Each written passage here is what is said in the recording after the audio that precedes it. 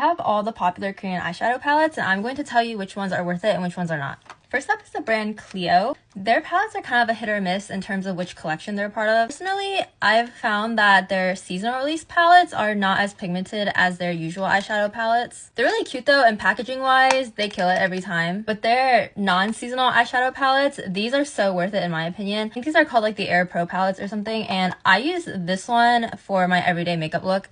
Overall, these are pretty solid. They're pigmented and they blend really easily. For the brand Rom&nd, I'm kind of leaning towards these are not very worth it. I think it honestly depends on which palette you get, because I know some of them have a lot more fallout than others, and some colors are chalkier than others. But overall, their palettes are very inconsistent. I have 5 of them, and these 3 I don't even reach for anymore because I just don't like how they are. But for some reason, I do really like these 2, especially this Chromey palette. Unleashia has not missed yet, especially when it comes to their glitter and shimmers. And in terms of glitters, the Unleashia glitter one is way more superior to the Rom&nd one just because it feels nicer on your eyes. Lastly, I have these 2 Dasique palettes, and in terms of their formula, I think their matte formula is better than their shimmers and glitters. They feel really soft and they're really easy to blend together. I feel like the pigment is sometimes a hit or miss. Another thing is that I feel like they have a little bit more fallout than usual. Overall though, I love how buttery and velvety these eyeshadows feel. I don't know what they put in this formula, but it is great.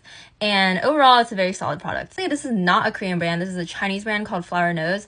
But I'm still gonna include it anyway because this is my only palette from this brand. They release the most beautiful collections ever, and their packaging is immaculate every time. And I actually think their eyeshadows are totally worth it. So many different palettes with different colors. I think the only con of this brand is that they're a little pricey compared to other brands.